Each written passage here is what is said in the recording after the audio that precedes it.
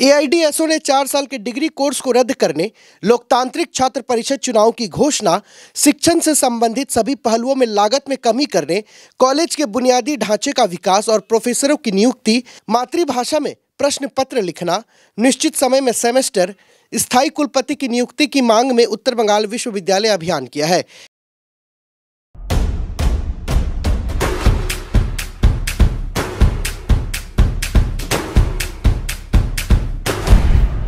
Stay tuned. AIDSO नेता और कार्यकर्ता एक रैली के माध्यम से उत्तर बंगाल विश्वविद्यालय पहुंचे, लेकिन पुलिस ने रैली को गेट पर ही रोक दिया।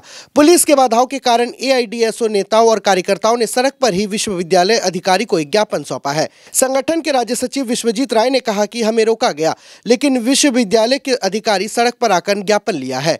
यह एक नैतिक जीत है। দেখুন, আজকে আমাদের উপাচার্য নেই। উপাচার্য বিশ্ববিদ্যালয় না থাকার ফলে এখানে বিশ্ববিদ্যালয় কর্তৃপক্ষের সঙ্গে আমরা যোগাযোগ করেছিলাম। আমরা চাই যে বিশ্ববিদ্যালয়ের যে সমস্যা, এই সমস্যাগুলো নিয়ে বিশ্ববিদ্যালয় কর্তৃপক্ষ আমাদের সঙ্গে আলোচনা বসুক।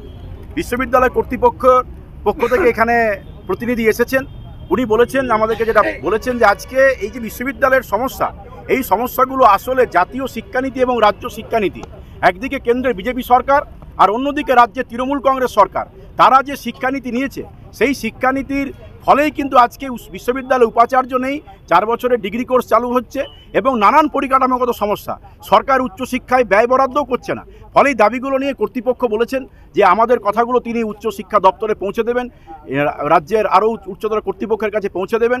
আমরা মনে করি যে আগামী দিনে আরও বৃহত্তর আন্দোলন আমাদের গড়ে উঠবে। আগামী দিনে আমরা এই দাবিগুলো নিয়ে উত্তরবঙ্গ বিশ্ববিদ্যালয়ের সমস্ত ক্যাম্পাসে আরও ছাত্রছাত্রীদেরকে যুক্ত করে আন্দোলন গড়ে তুলব। এখানে বিশ্ববিদ্যালয় সামনে আমাদেরকে এখানে আটকানো হয়েছে। পশ্চিমবাংলা, আমি আপনাদেরকে প্রথমেই বলেছি যে আজকে পশ্চিমবাংলায় বর্তমান সময়ে নানানভাবে গণতান্ত্রিক আন্দোলনের উপরে হস্তক্ষেপ আসছে। গতকালও আমরা শিলিগুড়ি শহরে মিছিল করতে পারিনি, আমাদের মিছিল করতে দেওয়া হয়নি, আমরা সেখানে বিক্ষোভ দেখিয়েছি। ফলে আজকে আমরা চেয়েছিলাম যে বিশ্ববিদ্যালয় কর্তৃপক্ষ আমাদের সঙ্গে আলোচনায় আসুক, আমরা সে দাবিপত্রটা তুলে দিয়েছি। আমরা চেয়েছিলাম ভিতরে, কিন্তু যেহেতু আমাদেরকে বাধা দেওয়া হলো, যে আমরা মনে করি এটা গণতান্ত্রিক আন্দোলনের একটা কণ্ঠরোধ করা হচ্ছে, এর বিরুদ্ধে আমাদের প্রতিবাদ চলবে। বিশ্ববিদ্যালয় উপাচার্যই নেই, বিশ্ববিদ্যালয় উপাচার্যই নেই, ছিল কিন্তু আপনারা দেখেছেন আজকে বিশ্ববিদ্যালয়ের গেটে কিভাবে পুলিশ মোতায়েন করা হয়েছে, কিভাবে এই গণতান্ত্রিক আন্দোলনকে পুলিশি বাধার জন্য আমরা ভেতরে ঢুকতে পারলাম না। এবং নানানভাবে যে আজকে সারা পশ্চিমবাংলায় যেভাবে গতকাল থেকে আমাদের কর্মীদের উপরে আক্রমণ হচ্ছে, গণতান্ত্রিক আন্দোলনের কণ্ঠরোধ করা হচ্ছে, সামগ্রিকভাবে যে পরিবেশ পরিস্থিতি, তার জন্যই কিন্তু আজকে আমরা দেখুন পুলিশি বাধা গোটা পশ্চিমবাংলায় গতকাল যেভাবে পুলিশি আক্রমণ, যেভাবে শাসক দলের আক্রমণ আমাদের উপরে হয়েছে, এবং তাতে আমাদের 11 জন কর্মী গ্রেপ্তার হয়েছে, 35 জন আহত হয়েছে এবং 13 জন গুরুতর। ফলে এআইডিএসও এই বাধাকে তারা উপেক্ষা করেই কালকে ধর্মঘট সফল করেছে। আজকেও আমরা আমরা চেয়েছিলাম যে বিশ্ববিদ্যালয় অভিযানে কর্মসূচি করার মধ্য দিয়ে যাতে প্রশাসন আমাদের সঙ্গে আলোচনায় আসে।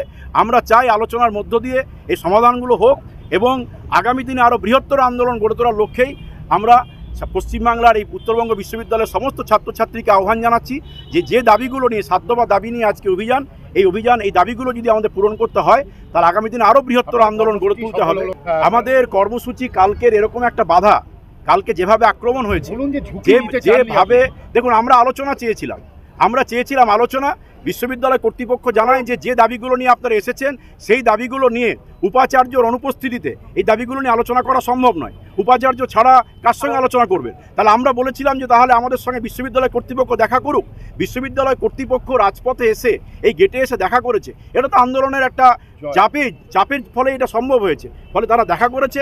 আমরা মনে করি যে এই অভিযান আন্দোলন আগামী দিনে চলবে, গোটা পশ্চিমবাংলা জুড়ে চলবে এবং আগামী দিনে আরও ব্যাপক সংখ্যক ছাত্রছাত্রী নিয়ে গোটা পশ্চিমবাংলা জুড়ে আমরা জেলা শাসক দপ্তর অভিযান এবং আরও উচ্চশিক্ষা দপ্তর অভিযানের বৃহত্তর কর্মসূচি নেব।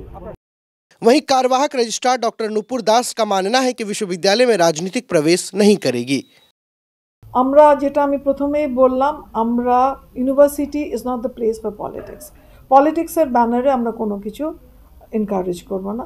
পলিটিক্সের বাইরে যদি কোনো ছাত্ররা এমনি আসতেই পারে, কত সময় ছাত্ররা আমাদের কাছে আসে, কতভাবে আসে, ডেফিনেটলি রোজই তো আসছে আমাদের কাছে ছাত্রছাত্রীরা, ইউনিভার্সিটির ছাত্রছাত্রীরা। আজ এই প্রয়োজন, কাল ওই প্রয়োজন, আমরা তো সবাইকে দেখে নিচ্ছি। But definitely we will not encourage any political banner. The university is not for supporting or going against any political banner. We stand thing on that. এটা বাইরে আর ভেতরে নেওয়ার ব্যাপারটা কেন দাঁড়াচ্ছে? রিমান্ডগুলো তো এসছে, যেখানে পৌঁছানোর দরকার সেখানে এসছে। আমরা নিশ্চয়ই will take care of it.